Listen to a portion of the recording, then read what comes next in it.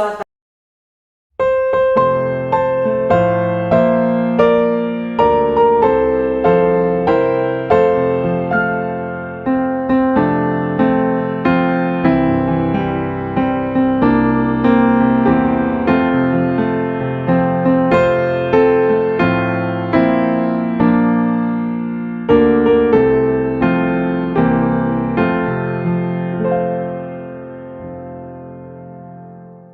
pagi Bapak Ibu Saudara semua yang ada di rumah. Pagi ini kita akan kembali ibadah kita di minggu pagi ini. Saya harap semuanya sehat-sehat dan mari kita bawa hati kita di hadapan Tuhan saat ini. Mungkin saat ini ada yang lagi berbeban berat, lagi ada pergumulan. Mari kita bawa di hadapan Tuhan karena kita tahu kita punya janji Allah itu ya dan amin. Dan dia menyediakan mahkota kehidupan buat semua anak-anaknya yang setia kepadanya, amin.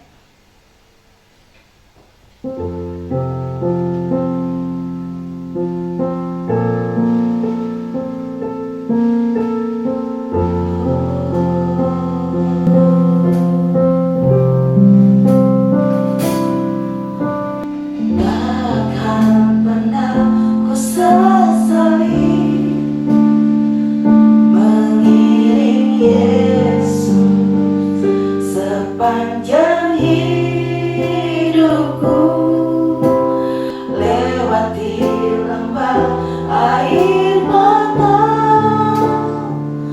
ku saksikan kemuliaan-Mu dinyatakan.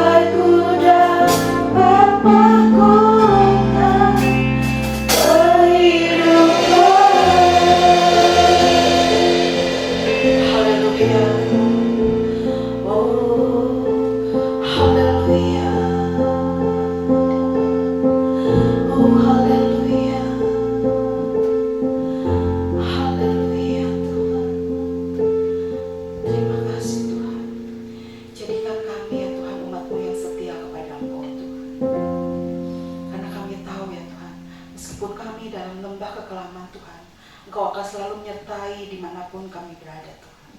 Terima kasih Bapa, kami ucap syukur di dalam tangan-Mu. Kami akan membuka ibadah online pada pagi hari ini. Kiranya Engkau urapi ya Tuhan setiap hamba-Mu ya Tuhan yang melayani Engkau. Engkau urapi juga ya Tuhan setiap jemaat ya Tuhan yang sedang beribadah saat ini di rumah ya Bapa. Jika ada yang berbeban berat ya Tuhan, kiranya Engkau berikan kelegaan. Jika ada yang sakit saat ini ya Tuhan, Engkau sembuhkan Tuhan. Terima kasih Bapa, kami menyerahkan seluruh ibadah kami di dalam tangan-Mu. Hanya dalam nama Tuhan Yesus kami berdoa. Amin. Saya akan undang bangkit berdiri semua karena kita saat ini akan membacakan pengakuan iman kita kepada Tuhan. Pengakuan iman kami percaya bahwa satu, Alkitab adalah firman Allah yang diilhamkan dan tanpa salah, satu-satunya kaidah yang mutlak dan berwenang bagi iman dan perilaku manusia. Dua, Allah adalah Esa, hadir secara kekal dalam tiga oknum, Allah Bapa, Allah Putra, dan Allah Roh Kudus. Tiga, Tuhan Yesus Kristus A, ilahi adanya. B, lahir dari seorang anak darah. C, hidup tanpa dosa. D, melakukan mukjizat-mukjizat. E, menebus manusia yang berdosa melalui kematiannya. F, bangkit secara badani.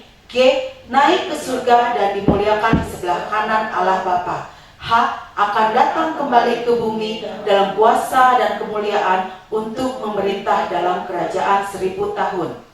4. Oleh pelanggaran satu orang, Adam, dosa telah masuk ke dalam dunia, dan maut oleh sebab dosa. Demikianlah maut telah menimpa semua orang, karena semua orang telah berbuat dosa. 5.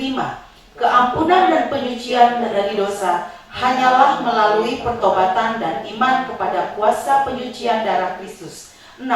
Pembaharuan yang dikerjakan oleh Roh Kudus mutlak perlu bagi keselamatan seseorang. 7.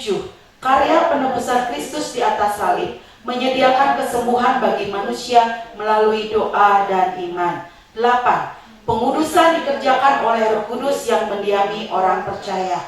9. Baptisan Roh Kudus menurut Kisah Para Rasul 2 ayat 4 dikaruniakan kepada orang beriman yang memohon kepada Allah. 10.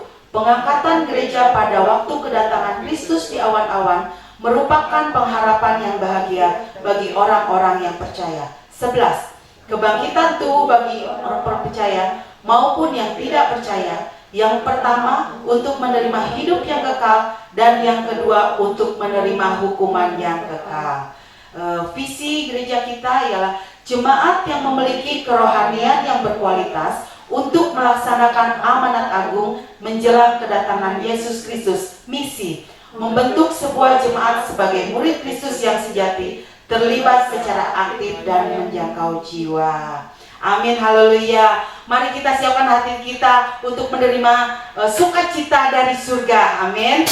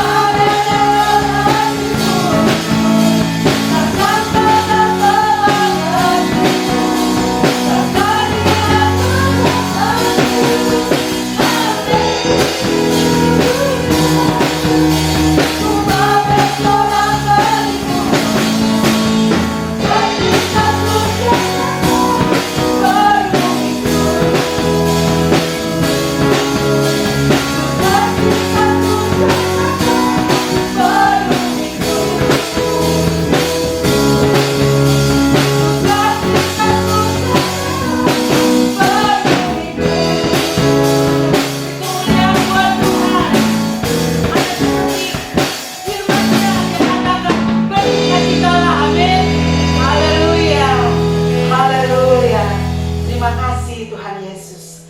Terima kasih buat pengorbanan-Mu dalam hidup kami Tuhan. Terima kasih Yesus. Haleluya.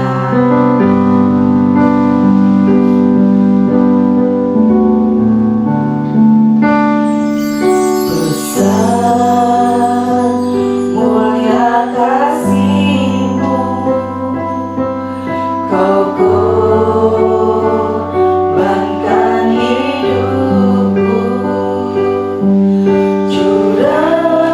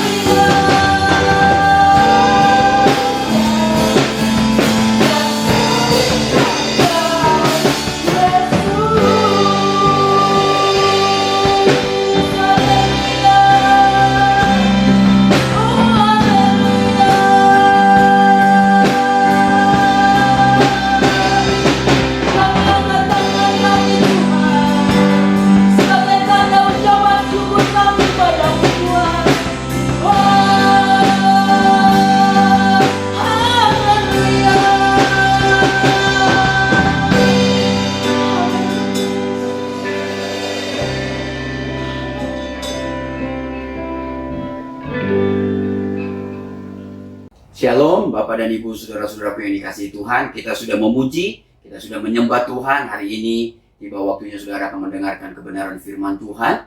Sebelum kita dengar firman Tuhan, mari kita tundukkan kepala, kita persiapkan hati dan roh kita untuk mendengarkan firman Tuhan. Mari kita berdoa. Bapa kami yang ada di dalam surga, hari ini kami siap mendengarkan firman Tuhan. Kami menundukkan hati kami, kepala kami, keakuan kami, supaya firman-Mu yang berotoritas, firman-Mu yang berkuasa, firman-Mu yang akan menjadi kehendak kami, firman-Mu yang akan menjadi keputusan dalam hidup kami. Kami mau melakukan firman-Mu, karena ketika kami melakukan firman-Mu, kami menyenangkan hati Tuhan. Terima kasih Bapa di dalam surga, urapi kami, baik hamba, baik seluruh jemaat-Mu yang mendengarkan kebenaran firman Tuhan ini. Di dalam nama Yesus, hamba menyerahkan pemberitaan firman ini, Roh Kudus, ke dalam tangan-Mu. Haleluya. Amin. Saudara-saudaraku yang dikasihi Tuhan, karena ini adalah minggu pertama di bulan Oktober, kita bersyukur dan berterima kasih dari Januari sampai bulan September kita sudah menerima begitu banyak hal yang dari Tuhan, penyertaan, mujizat, kesembuhan, kesehatan. Kita sudah terima berkat-berkat yang selalu baru kita terima dari Tuhan. Kita seharusnya bersyukur untuk bulan yang baru ini. Oleh sebab itu, judul khotbah saya adalah spiritual check up. Sekali lagi, spiritual check up. Sebagian dari kita tentu pernah melakukan medical check up, karena tujuannya untuk mengetahui kondisi kesehatan tubuh kita. Kalau kita memerlukan medical check up untuk mengetahui kesehatan tubuh kita, kita juga memerlukan spiritual check up untuk mengetahui kondisi kesehatan rohani kita. Bagaimana Anda tahu apakah Anda sehat secara rohani atau tidak? Untuk mengetahuinya diperlukan secara sungguh-sungguh kita cek apakah rohani kita sehat atau tidak. Spiritual check up sangat diperlukan agar kita tetap memiliki kesehatan rohani. Mengapa? Jangan-jangan selama ini kita menganggap kerohanian kita baik-baik saja, kerohanian kita sehat-sehat saja, tetapi kenyataannya kerohanian kita sedang sakit parah. Hubungan kita dengan Tuhan sedang bermasalah, kasih kita kepada Tuhan sedang bermasalah, persekutuan kita dengan Tuhan juga sedang bermasalah. Jarak kita dengan Tuhan juga sudah sangat jauh. Oleh sebab itu saudara-saudara, kita perlu cek hati kita, kita cek rohani kita. Apakah kita pernah menanyakan bagaimana kondisi kesehatan kerohanian kita? Sudah cukup sehatkah kerohanian kita? Atau kita hanya terlihat sibuk dengan hal-hal rohani, namun pada kenyataannya kita sedang sakit rohani. Dalam bukunya, Donald S. Whitney memberikan beberapa pertanyaan untuk menolong kita mengetahui kondisi kesehatan rohani kita saat ini. Ada 10 pertanyaan yang perlu kita cek sekarang ini. Dari 10 ini, Donald S. Whitney mengharapkan, memberitahukan, kalau 10 pertanyaan ini bisa kita jawab dengan baik, maka kita akan mengetahui kita sehat rohani kita atau kita tidak sehat secara kerohanian di masa-masa sekarang ini. Pertanyaan yang pertama adalah, apakah Anda masih haus akan Tuhan atau sebaliknya? Pertanyaan yang kedua, apakah Anda makin dikuasai firman Tuhan atau sebaliknya? Pertanyaan yang ketiga, apakah Anda makin banyak mengasihi Tuhan dan sesama atau sebaliknya? Pertanyaan yang kelima adalah, apakah Anda makin peduli akan kebutuhan rohani dan jasmani seseorang? Pertanyaan yang kelima adalah, apakah Anda makin peka terhadap kehadiran Tuhan di tengah-tengah hidup Anda atau tidak? Yang pertanyaan yang lain dikatakan, apakah Anda menaruh kesukaan di dalam mempelai Kristus atau tidak? Apakah disiplin rohani makin penting bagi Anda atau sebaliknya? Yang kedelapan, pertanyaan yang kedelapan dikatakan, masihkah Anda berduka karena dosa? Pertanyaan yang kesembilan dikatakan, apakah Anda makin cepat mengampuni atau sebaliknya? Pertanyaan yang terakhir dikatakan, pertanyaan yang ke-10, apakah Anda merindukan surga dan hidup bersama-sama dengan Yesus atau sebaliknya di masa-masa seperti sekarang ini? Diharapkan saudara-saudaraku, dengan kondisi kerohanian kita itu sehat, ketika kita memeriksa kondisi kerohanian kita dan kita dapati sehat, diharapkan kita bisa bertumbuh di dalam segala ke arah Dia, yaitu Kristus yang adalah kepala. Efesus pasal 5 ayat 15 dikatakan. Jadi menurut Donald S. Whitney, 10 pertanyaan ini akan menolong kita mengetahui apakah kerohanian kita sedang sehat atau sekarat atau sakit. Bagaimana menurut Alkitab? Apa yang perlu kita cek untuk mengetahui apakah Anda sedang sehat rohani atau sebaliknya Anda sedang sakit secara rohani? Mari kita buka Alkitab kita. Yang pertama tadi ada 10 pertanyaan yang diberikan oleh Donald S. Whitney untuk mengetahui kondisi kesehatan kerohanian kita. Hari ini kita mau melihat dari sudut pandang Alkitab. Mari buka bersama-sama dengan saya Alkitab saudara dari kitab Mazmur 139 ayat yang ke-23 dan ayat yang ke-24. Selidiki aku ya Allah dan kenallah hatiku. Ujilah aku dan kenallah pikiran-pikiranku. Ayat yang ke-24 dikatakan, lihatlah apakah jalanku serong dan tuntunlah aku di jalan yang kekal.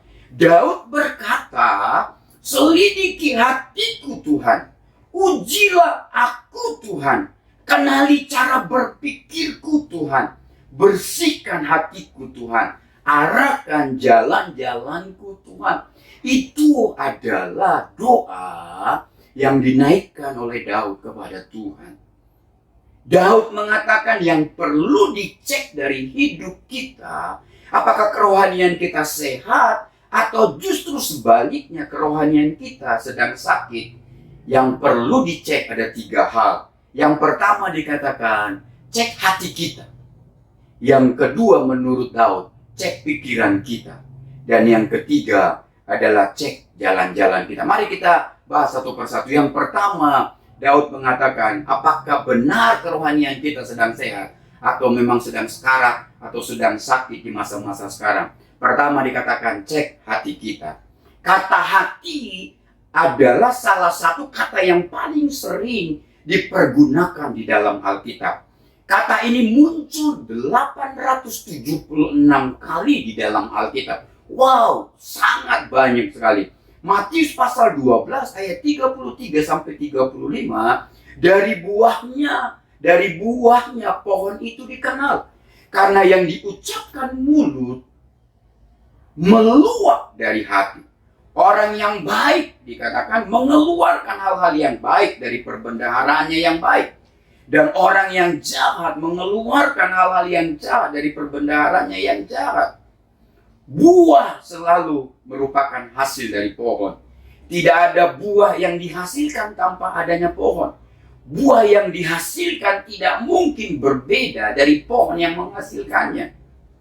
Allah menggunakan kiasan di sini untuk mengatakan kepada kita bahwa apa yang ada di dalam hati kita, hati yang baik menghasilkan buah yang baik, dan hati yang jahat akan menghasilkan juga buah yang jahat. Mari cek hati kita. Apakah hati kita masih mengeluarkan buah-buah yang baik?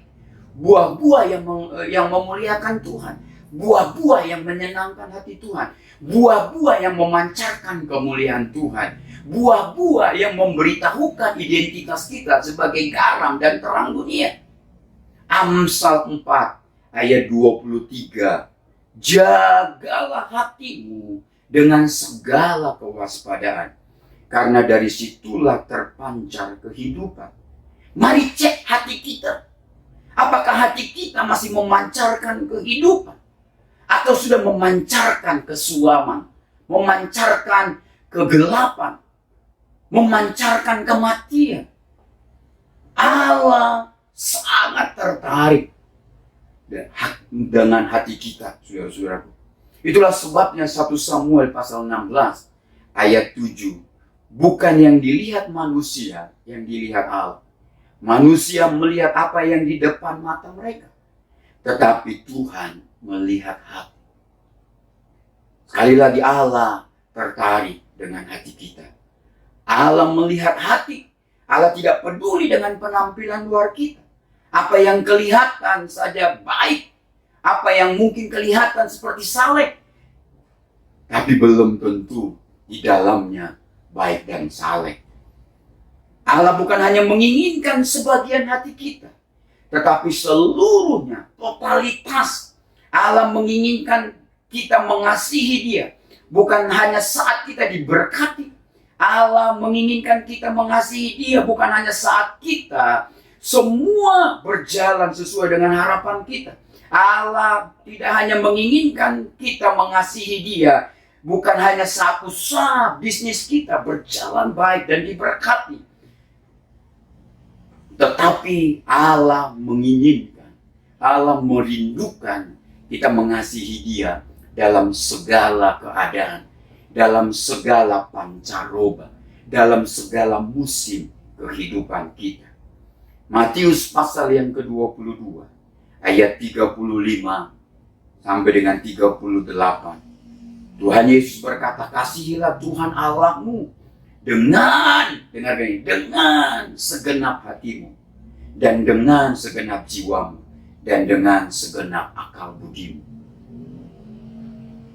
Tuhan meminta kita mengasihi Dia dengan segenap, seutuhnya, totalitas hati kita mengasihi Dia. Dalam Kisah Para Rasul pasal yang ke-23 ayat yang pertama, Rasul Paulus berkata, hai saudara-saudaraku, sampai kepada hari ini aku tetap hidup dengan hati nurani yang murni di hadapanmu. Di hadapan Allah, dia tetap mempertahankan hidupnya dengan hati nurani yang murni. Saudara-saudara yang dikasihi Tuhan, mari cek yang pertama hati kita. Apakah kita memberikan hati kita secara totalitas untuk mengasihi, mencintai, melayani Tuhan? Atau kita sudah mulai membagi hati kita? Cek yang kedua, saudara-saudara, yang perlu saudara cek. Apakah kerohanian saudara dalam keadaan sehat, atau justru sebaliknya dalam keadaan yang sakit? Daud mengatakan, yang harus kita cek yang kedua adalah pikiran kita. Kalau saudara baca, Paulus berkata di dalam menuliskan suratnya kepada jemaat yang ada di Filipi. Dalam Filipi pasal 4 ayat 12 dan ayat 13 dikatakan, aku tahu apa itu kekurangan, dan aku tahu apa itu kelimpahan. Dalam segala hal dan dalam segala perkara tidak ada sesuatu yang merupakan rahasia bagiku. Baik dalam hal kenyang, baik dalam hal kelaparan, baik dalam hal kelimpahan, maupun dalam hal kekurangan. Segala perkara dapat kutanggung di dalam Dia yang memberi kekuatan kepadaku. Paulus menyurati jemaat di Filipi yang menceritakan bagaimana ia pernah di posisi berkelimpahan. Dia pernah menikmati kelimpahan. Dia pernah menikmati segala-gala yang baik. Tetapi juga dia pernah mengalami rasa berkekurangan. Jadi Paulus sedang berkata kepada orang-orang yang ada di Filipi, hei jemaat-jemaat, orang-orang Kristen yang ada di Filipi, dengarkan ini baik-baik. Saya tahu apa itu kekurangan. Saya juga tahu apa itu kelimpahan. Saya sudah pernah hidup berkelimpahan, tetapi juga saya pernah hidup berkekurangan. Dikatakan, sepanjang pelayanannya Paulus telah mengalami begitu banyak hal buruk. Dia pernah dipukuli dan dipenjara. Saudara bisa lihat di Kisah Para Rasul pasal 16 ayat 23. Dia pernah dilempari batu. Saudara bisa lihat di Kisah Para Rasul pasal 14 ayat 19. Dia pernah ditangkap dan dirantai. Saudara bisa lihat di Kisah Para Rasul pasal 21 ayat 33. Dia pernah digigit ular. Bisa saudara lihat di Kisah Para Rasul 28 ayat 3. Dan lain sebagainya. Paulus katakan dia sudah menikmati semuanya. Dia sudah pernah mengalami semuanya. Hal baik, hal buruk, kelimpahan dan kekurangan dia sudah pernah alami. Tertawa, bahagia dan berduka dia sudah pernah alami. Namun dikatakan di tengah-tengah semua masalah itu, Paulus menjaga pikirannya agar tetap positif, agar tetap menyenangkan hati Tuhan, agar tetap memikirkan hal-hal yang indah, hal-hal yang luar biasa tentang Tuhan. Paulus tidak menyerah apalagi putus asa. Paulus yakin bahwa segala perkara, baik perkara di dalam kelimpahan, baik perkara di dalam kekurangan, dikatakan ia dapat tanggung karena Tuhanlah yang memberi kekuatan kepadanya. Amin, saudara-saudara yang dikasihi Tuhan. Pikiran itu seperti pintu bagi hati kita. Apa yang masuk dalam pikiran kita bisa mempengaruhi hati kita dan akan menentukan apa yang akan kita perbuat, saudara-saudaraku. Kita tidak bisa mencegah siapa yang datang mengetuk pintu rumah kita. Tetapi kita punya pilihan. Apakah kita mau mempersilahkan dia masuk atau membiarkan dia tetap di luar rumah kita. Kita tidak bisa mencegah apa yang datang dalam pikiran kita. Tetapi kita bisa mengendalikannya. Kita bisa menolaknya. Kita pun bisa memilih untuk memikirkannya secara terus-menerus. Dan akhirnya kita melakukannya. Berdasarkan firman Tuhan di atas, maka kita menemukan bahwa kesehatan pikiran kita sangat ditentukan oleh pilihan pikiran kita itu sendiri. Rasul Paulus mendorong kita, memotivasi jemaat-jemaat yang ada di Filipi untuk mengisi pikiran-pikiran mereka dengan nilai-nilai kerajaan Allah. Hal-hal yang positif, hal-hal yang mendatangkan keuntungan, mendatangkan kedamaian, mendatangkan kemuliaan bagi Tuhan.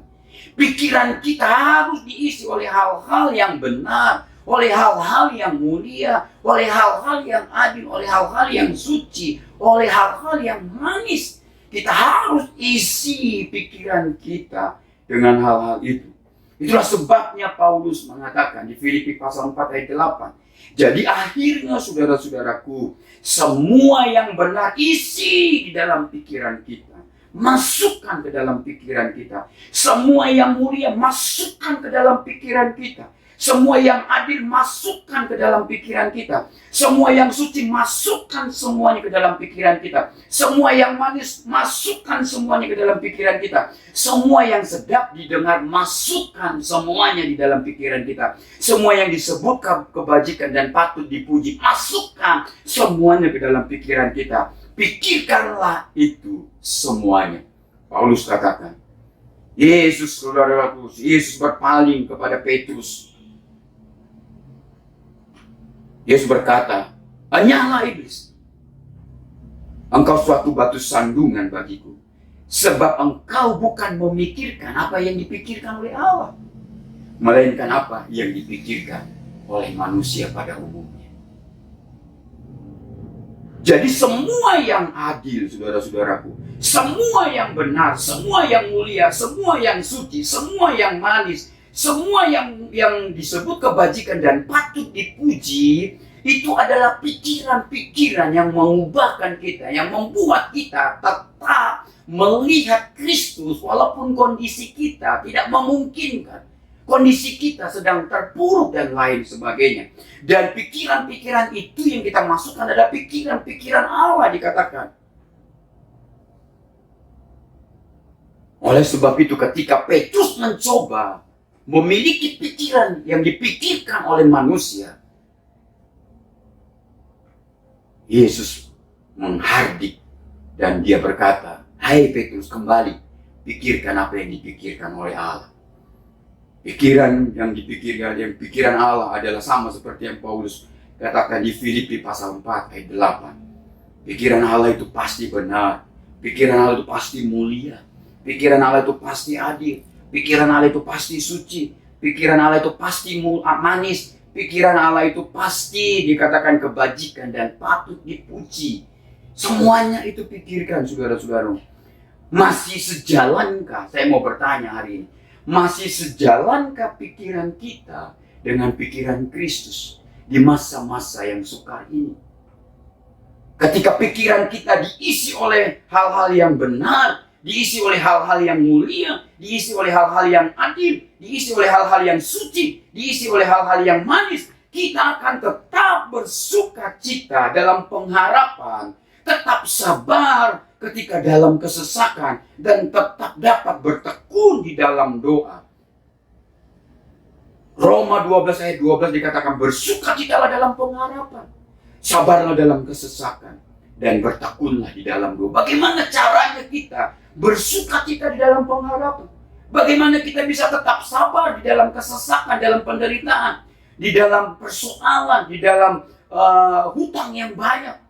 Bagaimana kita tetap sabar dalam kesesakan dikatakan? Bagaimana kita tetap di dalam doa, bertekun di dalam doa, sekalipun persoalan di pundak kita begitu berat, sekalipun sepertinya masalah kiri dan kanan, depan dan belakang itu menghujam kita, menghantam hidup kita. Paulus katakan, pikirkanlah, masukkanlah pikiran-pikiran Anda, yaitu yang benar, yang mulia, yang adil, yang suci dan manis di dalam pikiran saudara. Maka saudara bisa bersuka cita dalam pengharapan, tetap sabar menanggung dalam penderitaan dan kesesakan saudara, tetap bisa bertekun di dalam doa, sekalipun terkadang doa-doa saudara tidak dijawab pada saat saudara membutuhkannya. Tapi dengarkan ini baik-baik, Tuhan pasti menjawab doa. Kalau doa kita tidak dijawab, mengapa kita berdoa? Saya meyakini saudara-saudara, doamu pasti dijawab. Tapi waktunya bukanlah waktumu, tapi waktunya Tuhan.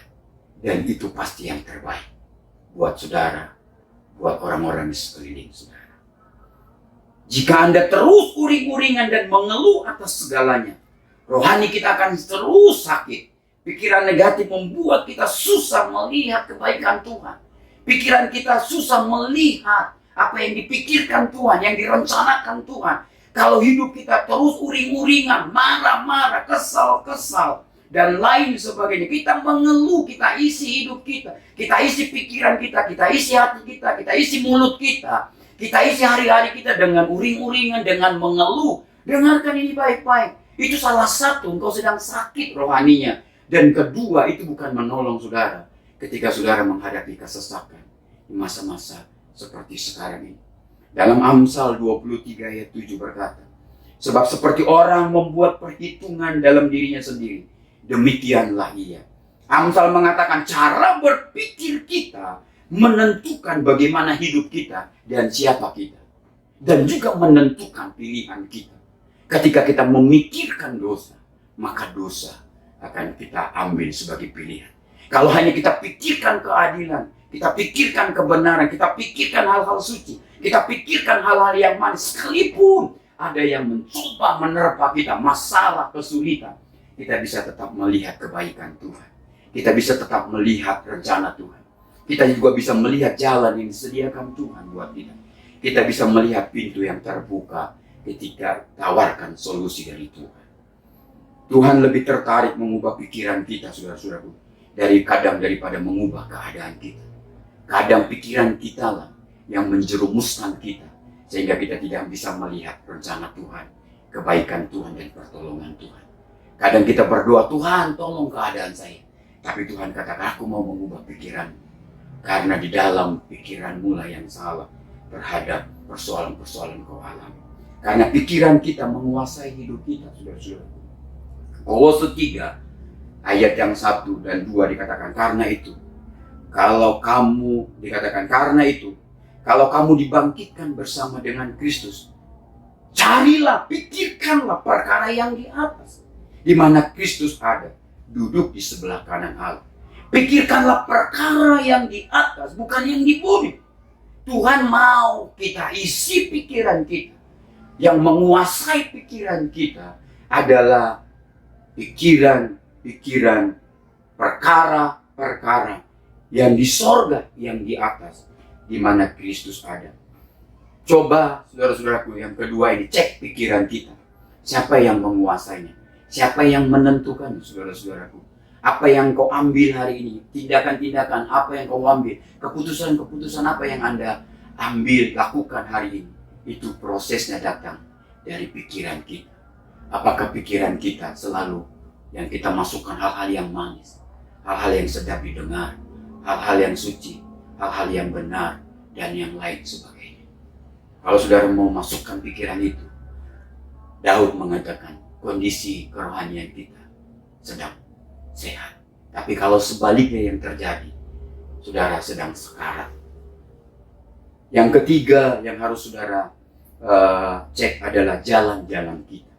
Penulis Amsal memberi peringatan keras kepada kita. Dalam kitab Amsal pasal 16 ayat 25. Ada jalan disangka lurus, tetapi ujungnya menuju maut. Ini saudara-saudaraku, penulis Amsal ini memberikan peringatan keras. Tidak semua jalan yang lurus itu ujungnya kehidupan. Tidak semua jalan yang kita anggap itu benar, ujungnya kehidupan, saudara-saudara. Tetapi pastikan jalan yang kita pilih adalah ujungnya kehidupan. Amsal mengatakan ada banyak jalan yang kita pilih di akhir-akhir ini. Sebenarnya ujungnya mendatangkan kematian dan kehancuran bagi kita. Jalan yang ujungnya kehidupan adalah jalannya Tuhan. Jalan yang ujungnya kepada kematian, kehancuran adalah jalannya dunia. Mazmur 25 ayat 10. Segala jalan Tuhan adalah kasih setia dan kebenaran bagi orang yang berpegang pada perjanjiannya dan peringatan-peringatannya. Memang tidak mudah memahami dan mengerti jalan-jalan Tuhan. Bukan berarti kita tidak mau memilih jalan Tuhan. Mengapa? Karena Nabi Yesaya mengatakan, Yesaya pasal 55 ayat 8 dan 9. Sebab rancanganku bukanlah rancanganmu, sebab jalanmu bukanlah jalanku. Demikianlah firman Tuhan. Seperti tingginya langit dan dari bumi, demikianlah tingginya jalanku dari jalanmu dan rancanganku dari rancanganmu. Ketika kita tidak mampu memahami jalan Tuhan, bukan berarti inilah kesempatan kita menggunakan waktu kita untuk mengambil jalan dunia. Ketika kita tidak mampu memahami jalan Tuhan, kita sering memaksa Tuhan untuk mengikuti jalan kita.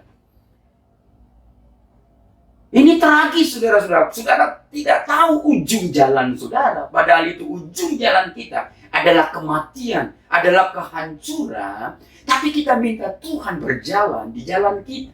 Mana mau Tuhan? Tuhan gak mau. Karena dia tahu ujung dari jalan kita.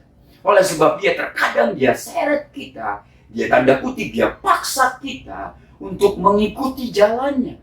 Karena jalannya Tuhan pasti jalan kebenaran. Jalannya Tuhan pasti jalan kedamaian. Jalannya Tuhan jalan pengharapan. Jalannya Tuhan jalan mujizat. Dan jalannya Tuhan juga pasti jalan kehidupan. Jalan Tuhan adalah jalan yang menuntun kita kepada apa yang benar. Menuntun kita kepada yang baik, kepada yang adil, kepada yang bijaksana. Dan terus berkenan kepada Tuhan.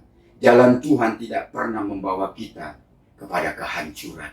Baik diri kita maupun orang-orang di sekeliling kita. Saat ini kita memilih jalan Tuhan. Itu adalah pilihan kesukaan Tuhan. Itulah sebabnya Daud berkata, di dalam doanya dia berkata, beritahukanlah jalan-jalanmu kepadaku ya Tuhan. Tunjukkanlah itu kepadaku. Apakah Daud tidak punya jalan? Banyak. Bisa dia pakai jalan kekuasaan. Dia bisa pakai dengan jalan kekayaan. Dia bisa pakai dengan jalan yang lain. Tetapi Daud tahu, hanya jalan yang membawa kehidupan dan kedamaian adalah jalannya, jalan Tuhan. hari ini engkau sedang berjalan di kemana? Apakah engkau sedang menyerongkan jalan ke arah yang lain? Karena kondisi ekonomi, kondisi keuangan, kondisi bisnis kita, kondisi usaha kita, kondisi dagangan kita, kondisi rumah tangga kita, kondisi anak-anak kita, kondisi studi kita, akhirnya engkau mulai menyerongkan matamu dan engkau mulai berjalan ke arah yang lain. Daud berkata, Tuhan, beritahu aku jalan-jalan. Tuhan, tunjukkanlah jalan supaya aku berjalan di situ. Kenapa saudara? Ketika engkau berjalan di jalannya Tuhan, ketika ada bahaya yang ada di depanmu, merintangin, Tuhan akan menolong. Tuhan akan mengangkat. Dan Tuhan akan membawa engkau kepada kekekalannya. Jalan Tuhan adalah jalan kebahagiaan. Jalan Tuhan adalah jalan berkat. Jalan Tuhan adalah jalan yang membuat engkau bersukacita. Jalan Tuhan adalah jalan pengharapan. Di sana ada mujizat, saudara. Di sana ada pertolongan. Karena Tuhan katakan, Dia adalah gembala kita. Sekalipun kita berjalan di dalam kekelaman, berjalan dalam situasi yang kelam, berjalan di dalam kondisi yang penat, kondisi yang berat, dikatakan Tuhan tidak pernah tinggalkan kita. Dia akan menggendong kita ketika engkau tidak berdaya. Tapi pastikan engkau berjalan di jalannya Tuhan. Bagaimana caranya kita akan bisa berjalan di jalannya Tuhan? Berjalanlah dengan iman. Mazmur berkata, Mazmur 23 ayat 4, sekalipun aku berjalan dalam lembah kekelaman, aku tidak takut bahaya dan lain sebagainya. Yang kedua, bagaimana kita bisa berjalan di jalannya Tuhan? Berjalanlah bersama dengan Roh Kudus. Tetapi Roh Kudus dikatakan Yohanes 14 ayat 26. Tetapi penghibur yaitu Roh Kudus akan diutus oleh Bapa dalam namaku. Dia akan mengajarkan segala sesuatu kepadamu dan mengingatkan kamu akan semua yang telah kukatakan kepadamu. Dia akan menolong kita. Roh Kudus adalah sang penolong kita, menghibur kita, yang memberi sukacita di tengah-tengah duka cita. Tuhan Yesus memberkati kita. Mari kita akan tutup kepala kita. Kita akan masuk dalam perjamuan kudus, saudara-saudaraku. Persiapkan hati saudara hari ini. Sebelum saya tutup ibadah ini, persiapkan hati saudara. Bagikan unsur-unsur dari perjamuan kudus yang sudah dibagikan, yang sudah ada di rumah saudara masing-masing. Dan saya mengundang saudara untuk berdiri bersama-sama dengan saya. Persiapkan hati saudara sungguh-sungguh, hormati Tuhan, karena Tuhan hadir di tengah-tengah rumah kita, di tengah-tengah ibadah kita hari ini dimanapun saudara berada. Dia bukan hanya hadir, Dia akan memberkati saudara dan saya. Angkat roti saudara, mari sekali lagi kita saudara berdiri.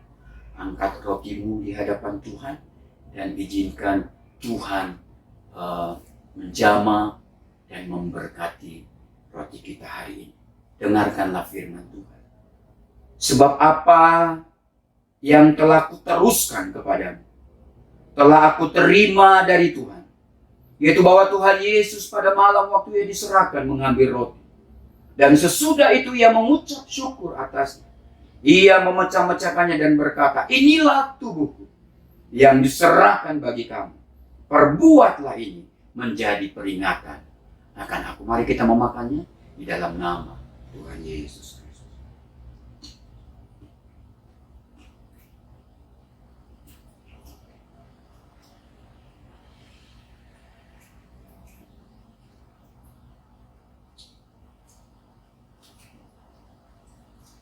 Mari kita angkat cawan kita di hadapan Tuhan. Dan sekali lagi biarkan tangan Tuhan menjamah, mengulurkan kuasa dan mujizat.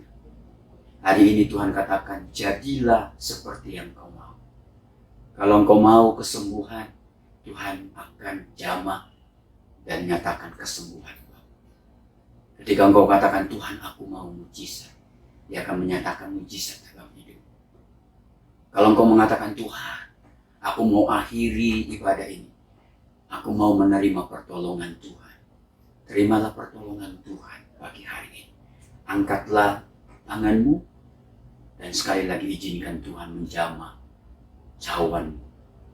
Dengarlah firman Tuhan. Demikian juga ia mengambil cawan sesudah makan lalu berkata, cawan ini adalah perjanjian baru yang dimeteraikan oleh darahku. Perbuatlah ini setiap kali kamu meminumnya menjadi peringatan akan aku. Sebab setiap kali kamu makan roti ini dan minum cawan ini, kamu memberitakan kematian Tuhan sampai ia datang. Mari kita meminumnya di dalam nama Tuhan Yesus Kristus. Baik saudara-saudaraku, mengucap syukurlah di hadapan Tuhan. Katakan, Tuhan, terima kasih untuk ibadah hari ini. Tuhan, kami siap menyongsong bulan yang baru ini. Kami siap berjalan di bulan yang baru ini bersama dengan Tuhan. Kami siap menerima berkat yang baru dari Tuhan. Kami siap menerima pengalaman-pengalaman yang baru dari Tuhan. Kami siap menerima mujizat-mujizat yang baru dari Tuhan. Kami siap, Tuhan, mengoreksi hati kami, kerohanian kami. Kami mau hari ini, apakah kerohanian kami sedang sehat atau sedang sakit? Kalau kerohanian kami, ketika kami lihat hati kami lihat pikiran kami lihat jalan-jalan kami, semuanya adalah yang membawa kami jauh dari Tuhan. Itu adalah berarti kerohanian kami sedang sakit. Kami sudah jauh dari persekutuan dengan Tuhan. Kami sudah mulai meninggalkan jam-jam doa kami. Kami sudah mulai tidak menyukai ibadah-ibadah, baik ibadah online dan ibadah onsite yang akan kami lakukan. Kami sudah mulai meninggalkan jam-jam syafaat kami atau jam-jam saat teduh kami. Tuhan, tolong kami supaya kami kembali, supaya iman kami kembali sehat. Biarkan kami hari ini bertobat di dalam nama Tuhan Yesus Kristus. Terpujilah Engkau Bapa di dalam surga. Terpujilah Engkau Allahku. Kami siap mendapatkan berkat-berkat yang baru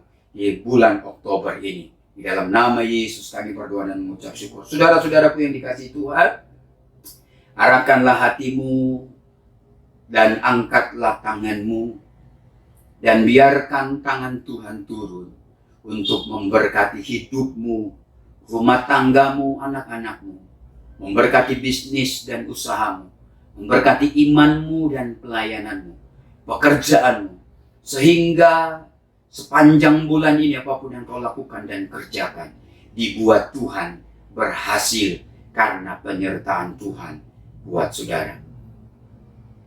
Terimalah berkat dari Allah Bapa kita, kasih sayang dari Yesus Kristus, serta persekutuan dari Roh Kudus menaungi hidupmu dan hidup saya hari ini sampai Maranatha, Tuhan Yesus datang kali yang kedua. Engkau yang menerima berkat ini sama-sama katakan amin. Tuhan Yesus memberkati saudara. Terima kasih telah mengikuti ibadah online GSJ Efrata.